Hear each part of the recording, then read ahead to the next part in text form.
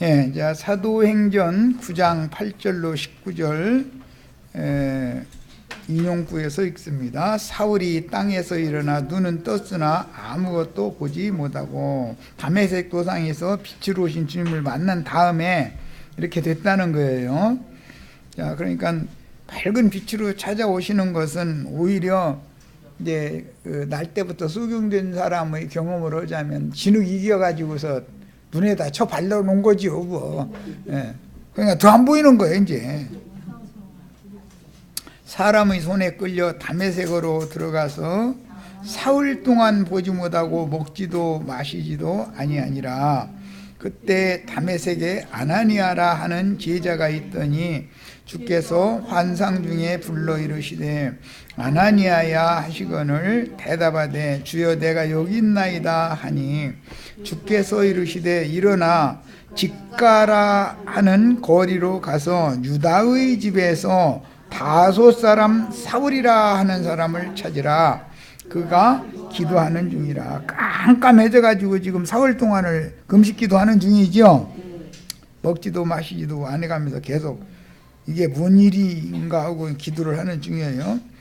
그가 아나니아라 하는 사람이 들어와서 자기에게 안수하여 다시 보게 하는 것을 보았느니라 하시거늘 아나니아가 대답하되 주여 이 사람에 대하여 내가 여러 사람에게 듣사온즉 그가 예루살렘에서 주의 성도에게 적지 않은 해를 끼쳤다 하더니 여기서도 주의 이름을 부르는 모든 사람을 결박할 고난을 대제사장들에게서 받았나이다 하거늘 주께서 이르시되 가라. 이 사람은 내 이름을 이방인과 임금들과 이스라엘 자손들에게 전하기 위하여 택한 나의 그릇이라. 그러니까 이제 참제자가 되는 과정은 이렇게 된다는 걸 알 수가 있죠. 지금 요한복음 9장은 사실은 날 때부터 수경된 사람에 대한 얘기를 하고 있지만 제자들과 대화를 나누는 중이에요. 그러니까 제자들을 이제 실제로는 제자들 눈뜨게 해주는 얘기인 것을 알 수가 있는 거죠. 그래가지고 제자들로 하여금 또 나가서 어둠에서 빛으로 사탄의 권세에서 하나님께로 돌아오게 하는 그런 사명을 지금 맡기기 위해서 제자들을 빛의 세계로 눈을 뜨게 해주는 말씀을 하는 내용인 것을 알 수가 있어요. 그가 내 이름을 위하여 얼마나 고난을 받아야 할 것을 내가 그에게 보이리라 하시니 아나니아가 떠나 그 집에 들어가서 그에게 안수하여 이르되 형제 사울아 주 곧 네가 오는 길에서 나타나셨던 예수께서 나를 보내어 너로 다시 보게 하시고 성령으로 충만하게 하신다 하니 즉시 사울의 눈에서 비늘 같은 것이 벗어져 다시 보게 된지라. 날 때부터 수경된 자로 말하자면은 실루안 못에 가서 진흙 이겨 처발로 놓은 거 가서 세수하고 온 거죠. 지금 아나니아가 사울이라는 사람 세수시켜 준 거죠. 말하자면 일어나 세례를 받고 음식을 먹음에 강건하여지니라 그랬어요. 갈라디아 1장 11절로 12절 인용고 봅니다. 형제들아 내가 너희에게 알게 하노니 내가 전한 복음은 사람의 뜻을 따라 된 것이 아니니라. 이는 내가 사람에게서 받은 것도 아니요 배운 것도 아니요 오직 예수 그리스도의 계시로 말미암은 것이라. 인제사 밝히 보기 시작한 얘기죠. 그러니까 바울 사도가 전하는 영광의 복음의 광채를 지금 바라는 것은 하나님께 계시로 받은 것이지 사람한테 배운 게 아니다. 이게 얼마나 중요한 말인지 몰라요. 기독교계 목사님들은 신학교에 가서 전부 사람의 교리 배워가지고 나와가지고 저짓하고 있는 거죠. 하나님께 계시 받으면 안 된다고 그러죠. 하나님과 직통 계시를 받으면 안 된다고 그러잖아요. 그런데 워낙 또 그렇게 그런 말 할 수밖에 없는 것이 이만희 장길자 뭐 박명호 이런 사람들이 저희는 직통계시 받는다 했다니까. 직통계시 받으면 안 된다 말이에요. 목사님한테 와서 가르침 받아야 된다 이렇게 이제 하는 거예요. 그런데 참 그러니 이러도 못하고 저러도 못하고 참 난처해 아주. 그런데 예수 그리스도의 계시로 알아야죠. 에베소서 1장 17절 19절 우리 주 예수 그리스도의 하나님 영광의 아버지께서 지혜와 계시의 영을 너희에게 주사 하나님을 알게 하시고 너희 마음 눈을 밝히사 그의 부르심의 소망이 무엇이며 성도 안에서 그 기업의 영광의 풍성함이 무엇이며 그의 힘의 위력으로 역사하심을 따라 믿는 우리에게 베푸신 능력의 지극히 크심이 어떠한 것을 너희로 알게 하시기를 구하노라. 그래서 이거는 모두 이미 바울사도 사도행전에서 보면은 나왔던 사도행전 아까 읽었던 26장에서 읽었던 그런 말씀이죠. 어둠에 있는 자들, 사탄의 권세에 있는 자들을 빛을 발해서 그들로 하여금 빛이신 하나님의 영광의 세계로 불러내서 그들 가운데서 기업을 얻게 하려는 것이 바울 사도에게 주신 사명이죠. 지금 제자들도 동일한 사명을 받는데 대표성으로 날 때부터 수경된 사람의 눈을 이렇게 열어서 보게 해주신 것으로 상징이다. 오늘 나도한 형제도 이렇게 눈 떴고 우리 형제 자매님들도 다 이렇게 눈을 뜨셔야 되고 다른 사람들도 다 볼 수 있게 해주셔야 되는 거예요. 이런 과정은 밝히 본다고 자긍하던 사울이 햇빛보다 더 밝은 빛으로 임하신 예수를 다메섹으로 가던 노중에서 만나서 빛의 소리를 듣고 엎드러진 후에 볼 수 없게 되어 사람들에게 이끌려가서 기도하다가 아나니아에게 안수를 받고 비늘 같은 것이 떨어져 나가니 눈이 밝아진 바울이라는 위대한 증인이 된 것과 같습니다. 그러니까 날 때부터 수경된 사람이 이제 요한복음 다음 단락에 나가는데 보면은 바리새인들에게 오히려 예수를 증언하는 증인 노릇을 하죠. 이게 제자들이 마땅히 해야 될 일이다. 눈뜬 사람들이 당연히 해야 될 일이다. 오늘날의 바리새인들은 목사님들이니까 목사님들한테 가서 진짜 자신이 체험적으로 만난 예수를 증거를 해야 된다 이거예요. 다 그렇게 되시길 바라요. 주님은 누구를 불러서 당신의 종으로 세우실 때 주님을 만나서 밝히 보게 된 날 때부터 수경이던 사람 즉 그의 조상 대대로 뱀의 거짓말들을 당연한 진리라고 맹신하여 율법에 열심을 내던 사람을 만나서 지혜와 계시의 영을 그 영에 부어서 영의 눈을 뜨게 해주신 후에 타고난 그의 열성적인 성품을 사용하여 생명을 바쳐 진리와 생명의 성령이 되신 메시아의 세율을 위해 충성하게 하십니다. 이게 사울이 바울 되는 과정이고 시몬 베드로가 주님의 종이 되는 그런 과정인 거죠. 이제 말하자면. 자, 오늘 이제 자료해드린 말씀으로 연결을 하겠습니다. 자, 이번에는 사도행전 9장 23절부터 읽겠습니다. 23절부터 13절부터인데 23절이라고 했는데 그런데 연결성을 위해서 11절부터 읽어나가겠습니다. 23절까지 요한복음 9장 사도행전이라고 그래서 요한복음 9장 요한복음 9장 이제 다음 단락으로 넘어가는 거예요. 13절부터 23절까지가 이제 다음 단락을 나눈 건데 이것을 11절부터 읽어서 왜냐하면 연결성을 위해서 그래요. 분명히 흐름이 이해돼야 되니까. 대답하되 예수라 하는 그 사람이 진흙을 이겨 내 눈에 바르고 나더러 실로암에 가서 씻으라 하기에 가서 씻었더니 보게 되었노라. 그들이 이르되 그가 어디 있느냐 이르되 알지 못하노라 하니라.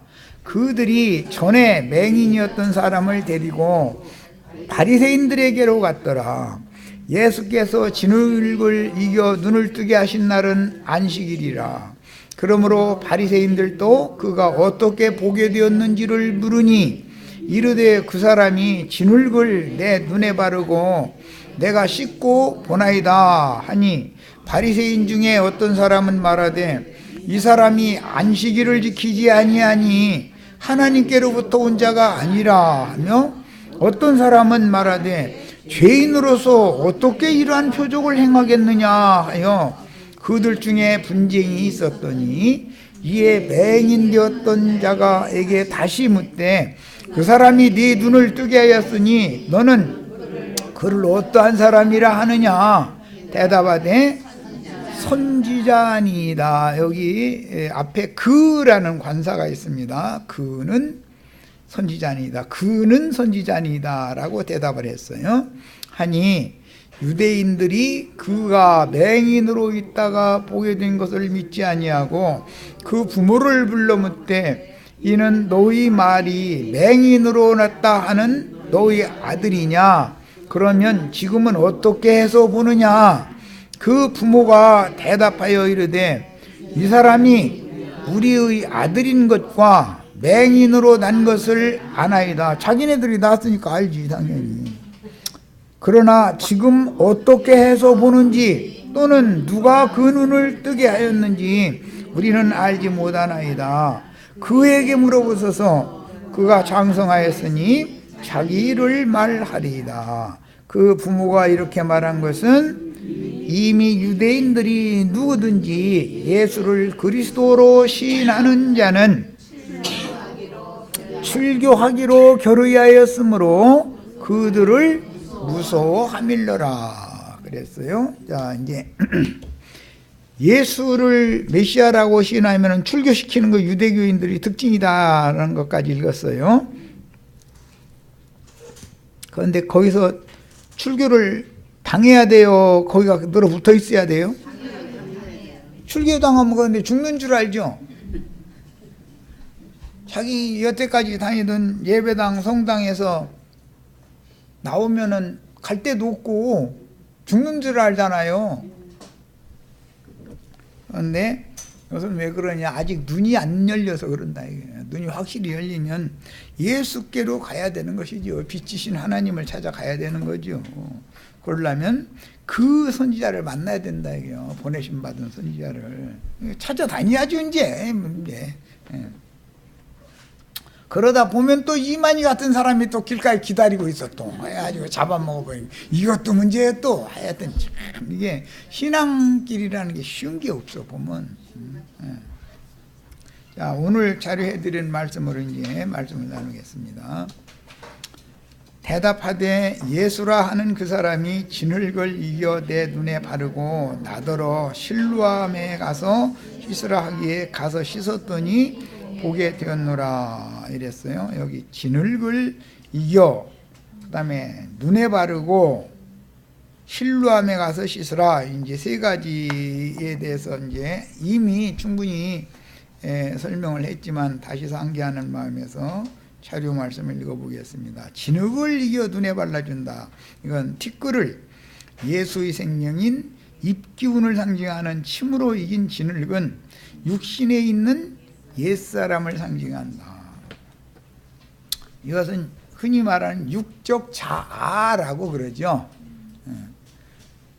어둠이 어디에 가득하냐면 실제로는 육신의 이 눈에 어두운 것은 표상일 뿐이고 실제로는 마음의 어둠이 가득하기 때문에 못 본 거예요. 그렇죠? 그래서 이제 이런 걸 세상에서는 육신의 생각이라고 주로 말하고 육적 자아를 말하는 거죠. 그 다음에 모든 첫사람은 티끌 인생들이고 티끌로 지은 집은 여전히 흙집이요 질그릇이지 흙집이나 질그릇이 살아있는 보석 궁전이나 산 보석돌 그릇이 될 수가 없으므로 옛사람의 이 장막은 잠시 입고 사는 동안에 하늘로서 다시 지어주시는 산 보석집으로 지어질 때까지만 입고 살다가 반드시 벗어야 하는 것이다. 그래서 너는 질그릇이요 너는 흙집이다 라는 것을 일단 가르쳐 줘야 하시기 때문에 주의 입으로 나온 침을 뱉어서 뭐 이겼다 그랬지만 주님의 말씀의 영으로 진흙을 이겨가지고 눈에다 덕지덕지 이렇게 발라주니까 너 이제 잘 본다 하는 것이 너 잘 보여 안 보여? 너 지금까지 잘 본다고 그랬지?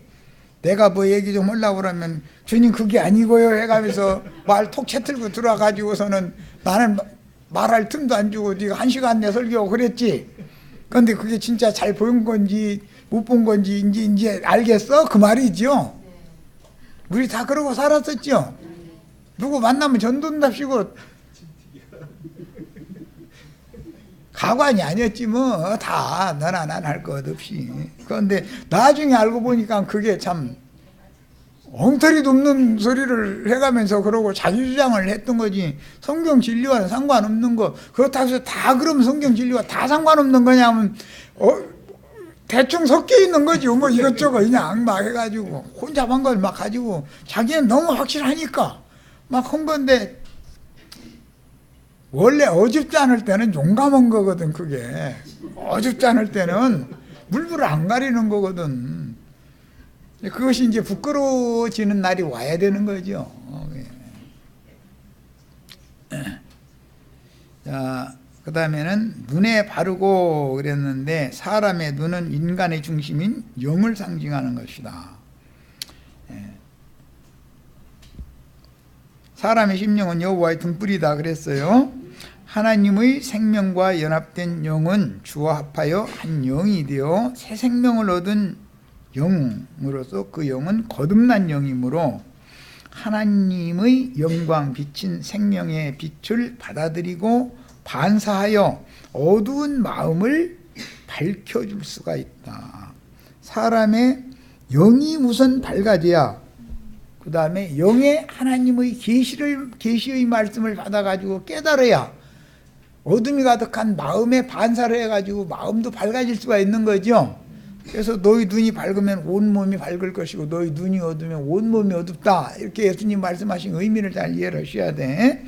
자, 실로암 못은 생명수의 흐름이 있는 교회 모임을 상징하며, 교회 모임에서는 말씀 안에 있는 생명의 물로 신자들이 속 부분들을 깨끗하게 목욕할 수 있으며, 아까 바울 같은 경우는 아나니아한테 안수를 받고 세리를 받았었죠. 주의 지자에게 말씀을 다시 가르침 받는 거예요. 자, 더러운 마음과 영을 생명수의 말씀으로 씻으면 마음 눈이 밝아지게 돼 있다. 자, 그런데 실로암 못과 대조되는 어떤 못이 또 있어서 열왕기상 22장 35절로 38절을 인용을 해드렸는데 읽어봅니다. 이날에 전쟁이 맹렬하였으므로 이 왕은 아합왕이에요. 이세벨이 남편. 이세벨을 통해서 나봇의 포도원을 강탈한 죄 때문에 지금 죽는 장면이에요. 왕이 병곡 가운데 붙들려 서서 아람 사람을 막다가 저녁에 이르러 죽었는데 상초의 피가 흘러 병곡 바닥에 고였더라. 해가 진녘에 진중에서 외치는 소리가 있어 이르되 각기 성읍으로 또는 각기 본향으로 가라 하더라. 왕이 이미 죽음에 그 시체를 메어 사마리아에 이르러 왕을 사마리아에 장사하니라. 그 병거를 사마리아 못에서 씻음에, 실로암 못이 있고 사마리아 못이 있죠. 개들이 그의 피를 핥았으니 음녀 이세벨이 남편 아합의 피를 개들이 핥았어요. 여호와께서 하신 말씀과 같이 되었더라. 열왕기상 21장 19절에 보면은 그때 엘리야 선지자가 예언을 이미 했죠. 나봇의 포도원을 이렇게 강탈해서 뺏었으니까 그것은 주님의 교회를 강탈해 뺏은 거, 세상 교회 만드는 걸 상징하는 거예요. 주님의 포도원을 강탈한 거예요. 그 죄 때문에 지금 죽임을 당했는데, 그가 아람 적군의 화살에 맞아가지고 지금 부상해가지고서 종일 빠져나오지를 못하는 거예요. 병거가 얼마나 전쟁이 맹렬했던지. 죽을 때까지 기다린 거죠. 피 흘리고 해가지고 죽게 만든 다음에 전쟁이 갑자기 딱 끝나는 거예요. 그래서 사마리아에다가 가서 장사를 하고 나서 그가 타고 다니던 병거를 사마리아 못에서 가서 씻었는데 병거에 그의 온몸에서 죽을 때까지 흘러나온 모든 피가 병거에 다 그대로 이게 찐득찐득하게 다 묻어 있는 거 아니에요. 그것을 씻었더니 개들이 와서 그 물을 핥아먹더라는 거예요. 참 재밌죠? 개들이라는 건 몰지각한 목자들을 상징하는 거예요. 그런데 거기는 사마리아 못이죠. 아합의 피를 씻은 못이에요. 거기는 창기들이 목욕하는 곳이더라. 그래서 참 아니 날 때부터 소경된 사람 진흙 갖다 덕지덕지 바르고 나서 실로암못에 가서 씻고 와. 그랬더니 실로암못에 가서 씻고 오니까는 눈이 떠져가지고 밝아졌는데 이세벨의 남편인 아합 왕이 흘린 피를 씻은 그 물이 있는 곳이 사마리아 못이더라 이거예요. 그런데 그 못에서는 창녀들이 목욕을 하는 곳이더라는 거예요. 그러니까 바울이 목욕을 한 것과 창녀들이 목욕하는 것이 지금 대비되고 있죠. 날 때부터 소경된 제자들이 목욕을 한 것과 창녀들이 목욕하는 것이 지금 의도적으로 성경에 이렇게 대비하면서 이걸 감춰놔두고 있다 이거예요. 그래도 우리는 왜 이런 말씀이 이렇게 나오는지, 예수님이 하신 말씀은 무엇을 말하고자 하는 건지를 알려면 이 음녀 이세벨의 남편인 아합 왕의 핏물을 씻은 그 못을 개들이 와서 핥아먹었는데 그 못이라는 건 창녀들이 목욕하는 곳이더라 라는 말씀을 알아야 된다 이거예요. 그걸 모르면 이 해석이 안 되는 거죠 지금. 자, 씻어서 깨끗함을 받고 눈이 밝아지는 실로암 못과 나봇의 포도원을 강탈한 아합의 피를 씻은 물이 고인 창기들이 목욕하는 더러운 사마리아 못으로 상징되는 큰 음녀 교계에 대한 이해가 필요하다. 계시록 17장 18장에 나오는 큰 음녀라고 그랬지만 원래 그게 창녀라는 용어인 거예요.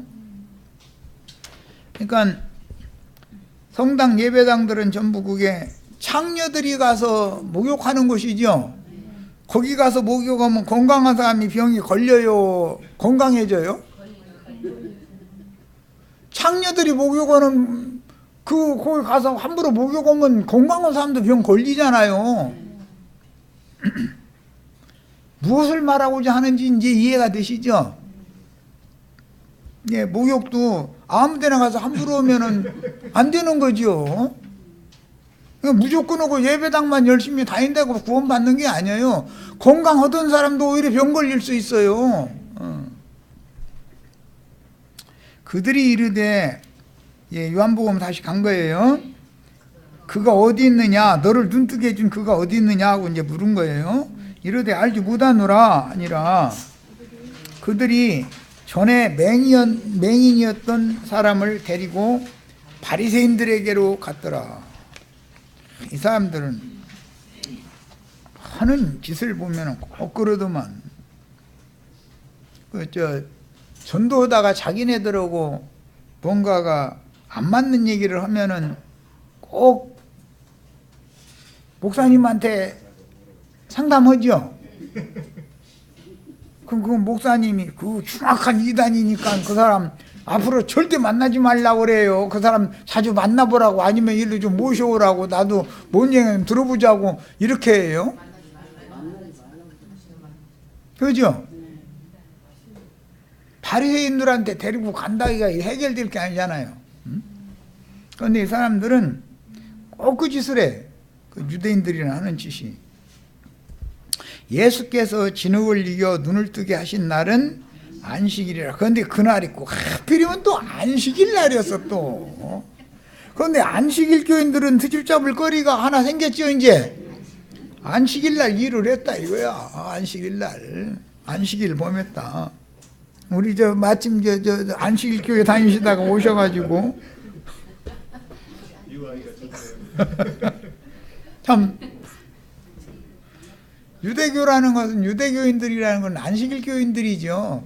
그런데 오늘날까지도 안식일 교단이라는 것이 있는 걸 보면 참 끈질기기도 해. 그놈 안식일 교단 했던 아이고 정말 참 거기에 또 한 번 빠지면 또 못 나와. 세뇌당해 나가지고 이런 말씀 전하면 안식일을 그 사람들은 범하는 사람들이더만 이래버려. 누가 실제로는 안식일 범하는데 소경들이라 자신들이 안식일 범하고 있다는 건 꿈에 생각을 안 보이잖아요. 자신들은 안식일 잘 지킨다고 생각하지. 그러므로 바리새인들도 그가 어떻게 보게 되었는지를 물으니 이르되 그 사람이 진흙을 내 눈에 바르매 내가 씻고 보나이다. 이게 뭔 소리인지 알아듣겠어요? 바리새인들이? 그라이도 소경인데다 대고 아니 진흙 이겨서 눈에다 덕지덕지 쳐 발려놨으면 더 안 보이지. 그래야 되는데 그 발로 주시고 나서는 실로암못에 가서 씻고 와라 그래서 허라는 대로 했더니 아니 눈이 이제 떠져가지고 밝게 보입니다. 이러니 바리새인들이 이게 뭔 소리인지 알아요 몰라요? 예배당 다니시면서 요한복음 9장 이 말씀 설교 어떻게 들었어요? 설교를? 예수님이 기적 베푸는 거 아니야 기적.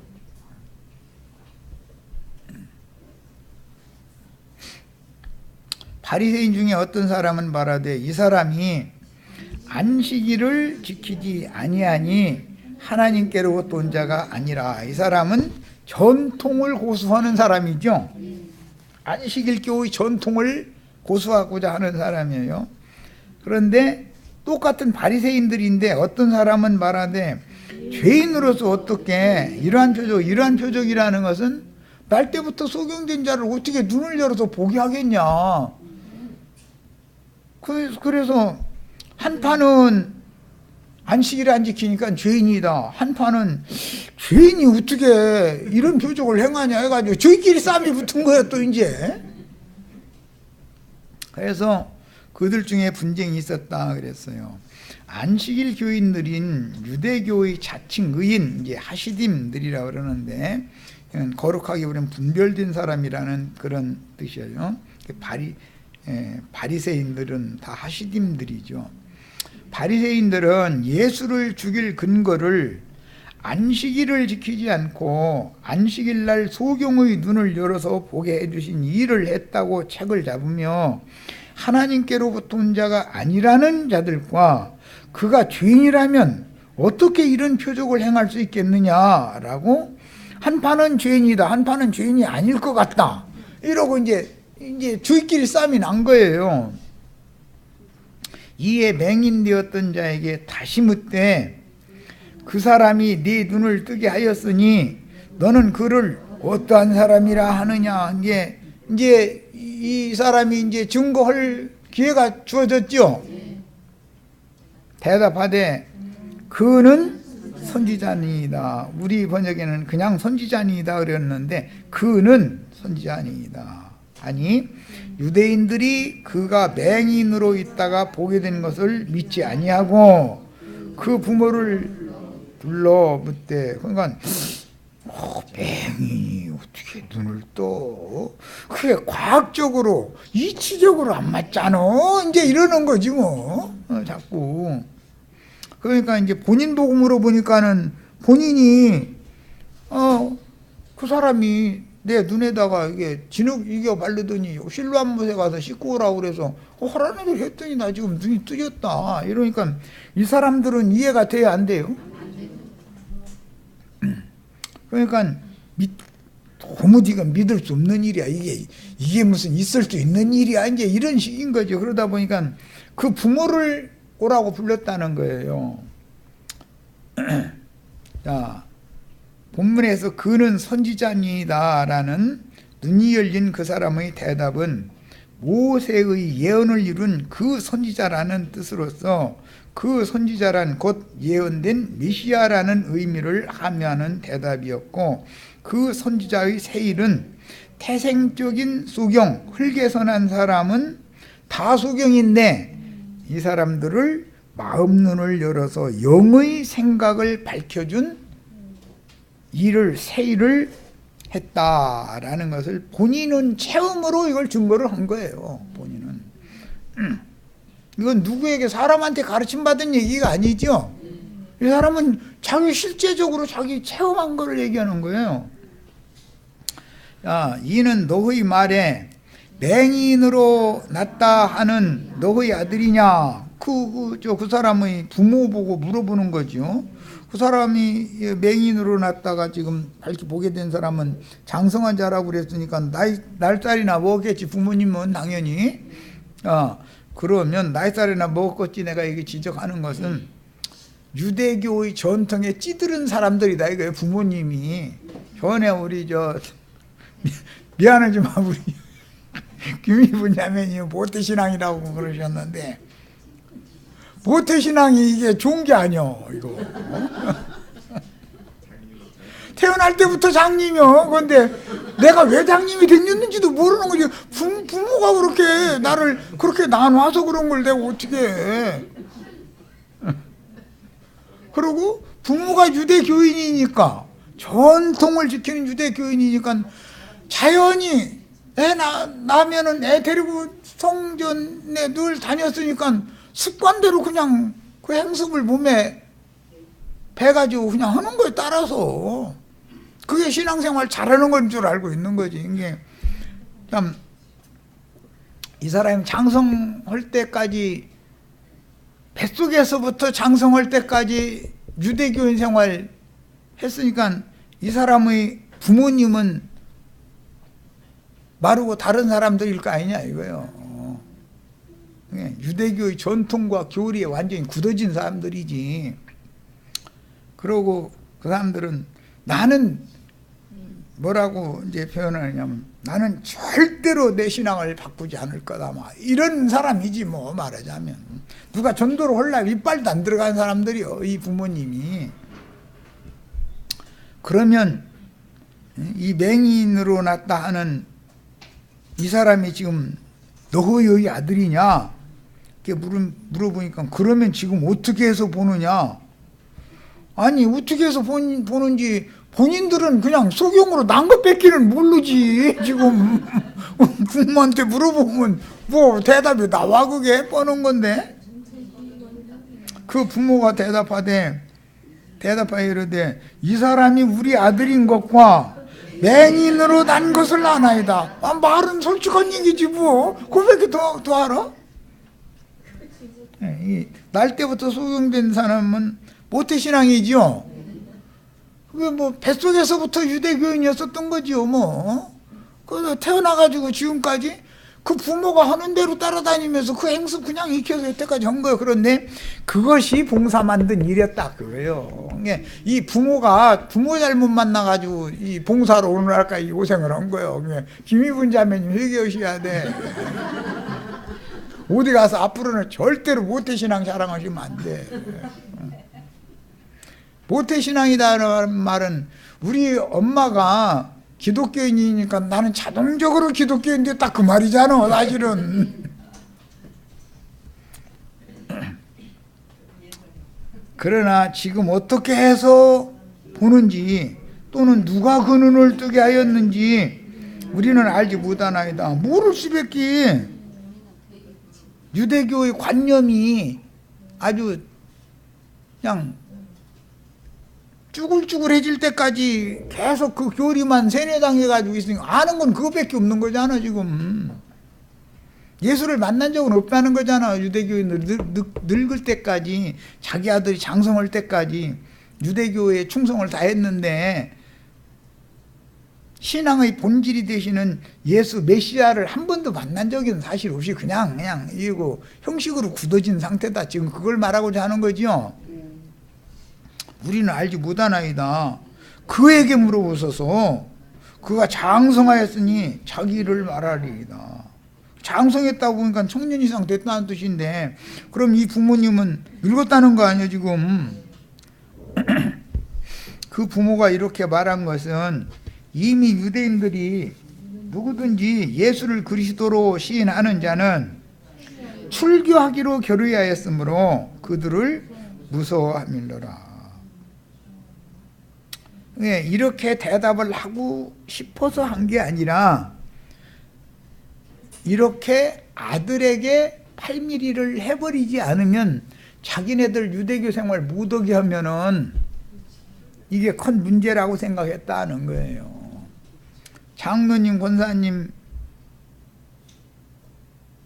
늙은다건 찔겨서 먹지도 못해 해가면서 쫓아내면은 갈 데가 없잖아요. 그럼 큰일 나잖아요. 내일 모레 일요일 날 다른 사람 다 가는데 나는 못 가 그러면은 아무 예배당이나 무조건 갈 수 있는 문제도 아닌 거고, 이게 죽는다고 생각한 거죠. 이러므로 그 부모가 말하기를 그가 장성하였으니 그에게 물어보소서 하였더라. 이러므로 그 부모가 말하기를 이라는 말은 출교당하지 않으려고 이렇게 대답을 한 거다, 그 말이죠. 자, 출교에 대해서 이 시간에는 좀 말씀 나눌 거예요. 12지파에게 속한 하나님의 권속으로 기수가 되어 생명책, 하나님의 책이라고 부르는 이스라엘의 족보에 기록된 사람이, 민수기라는 거 아시죠? 민수기, 하나님의 백성, 하나님의 권속의 숫자를 무슨 지파 몇 대선 누구 이렇게 해서 족보책에 딱딱 등재하는 거예요. 20세 이상 남자들을 그렇게 등재를 해줬어요. 그런데 그 족보책에서, 이스라엘의 족보책에서 제외진다는 뜻은 아브라함, 이삭, 야곱의 자손이 아니라는 의미를 갖고 있었기 때문에 그렇게 되면은 하나님에게서 끊어지고 그리스도의 은혜에서 완전히 단절된다라고 믿었어요. 또 그렇게 가르쳤고, 유대인들은. 그래서 이스라엘의 총회에 의해서 끊어지는 것은 곧 하나님의 책, 신약에는 어린 양의 생명책이라고 그러죠. 그래서 그 이름이 흐려지는 것으로서 이 셈족은 족보 파내노, 이렇게 제일 무서운 말이었던 거예요. 족보 파낸다 소리는.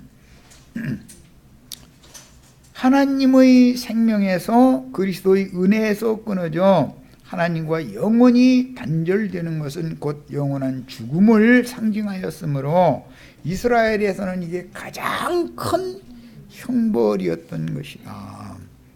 어떤 여자가 무슨 사유로 누구의 첩실이 되어도 그 사람이 그 양반 가문의, 고관 대작 가문의 족보에 고관 대작의 부인이다 라고 이름이 올라가면은 그 사람도 상인이 아니라 양반이 되는 거예요. 신분이 바꿔져 버린 신분이.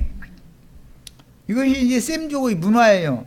그래서 아무나 그러면 이렇게 신분을 바꿔줄 수 있느냐.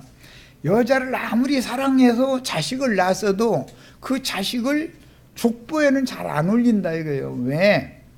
본초의 권세가 너무너무 대단했어요. 셈족이라는 것은. 본초는 첩시를 쫓아낼 수도 있고 심지어는 죽일 수도 있었어요. 노예로 팔 수도 있었어요. 그만큼 권세가 어마어마했기 때문에 누구의 첩실이 되면은 본초가 죽기만 날마다 고사지내야지요. 그래서 저 지푸라기로 저 본초 얼굴 비슷하게 만들어 놓고 나서는 날마다 이제 활사되는 거지. 이렇게. 그럼 이제 병 걸려 죽는 거예요. 죽으면 이제 그 대감마님, 내 소원이, 평생의 소원이 뭔지 아시죠? 그러면 내가 알기는 알지만 이거 나 혼자 결정할 수 있는 문제가 아니라 우리 종중, 족보의 문제니까 종중의 허락을 받아야 되는 문제라 이게 쉽지 않다. 그러면은 수단 방법을 안 가리고 종중을 설득을 해서 족보에 자기 이름을 올려야 자기 이름이 올라가는 것이 중요한 게 아니라 자기 아들이 과거도 볼 수 있고 사회활동을 할 수 있다 이거예요. 그래서 모든 것을 걸고 자꾸 족보에 등재해달라고 자꾸 조르는 거예요. 그래서 이제 그런 셈족의 문화가 한 남자를 보고 7 여자가 매달리는 얘기가 나오죠. 성경 읽다 보면. 그럼 뭔 뜻이에요? 당신의 족보책에다가 내 이름 이렇게 올려주시오. 그 얘기요. 내가 그렇다고 다 돈 달라는 것도 아니고 내가 벌어서 다 먹고 살고 다 할 테니까 알아서 할 테니까 등재만 시켜다오 그 얘기요. 그게 셈족은 제일 중요한 문제였었어요. 이게 주인과 종의 관계라는 게 너무 엄격한 사회였었기 때문에 자 거기에서 나오는 말이에요. 자 마태복음 인용구 있습니다. 24장 51절. 자 이건 본인의 성경책으로 49절부터 읽겠습니다. 마태복음 24장 49절부터 51절까지. 이런 셈족의 문화를 알아야 신약 성경에 왜 이런 말씀이 나오는지를 이해를 할 수가 있기 때문에 그래요. 자, 49절부터 읽습니다. 동료들을 때리며 술 친구들과 더불어 먹고 마시게 되면 생각지 않은 날 알지 못하는 시각에, 동료들 때린 얘기는 아까 뭐 쉬는 시간에 우리 자매님들 그 잘 때리는 어떤 분 만나가지고 많이 얻어맞은 얘기 하더만, 예. 그렇게 하는 거예요. 왜? 그 속에는 정죄의 영이 가득하기 때문에, 율법이 저주의 속에 가득하기 때문에 그렇게 할 수밖에 없는 거예요. 때린다 해가지고서 무슨 해초리 가지고 이렇게 때리고 이렇게 하는 게 아니에요. 다 말로 하는 거예요. 기도로 때릴 수도 있어요. 기도로. 얼마든지 그럴 수 있죠. 내가 어떤 자매님을 염두에 두고 막 기도를 막 하면은, 저주를 퍼붓는 기도를 하면은 형제님이 나한테 나를 지금 출교시키려고 아예 나 죽이기를 작정했구만 하고 다 알죠. 그것도 모르면 영이 있는 사람이 아니죠.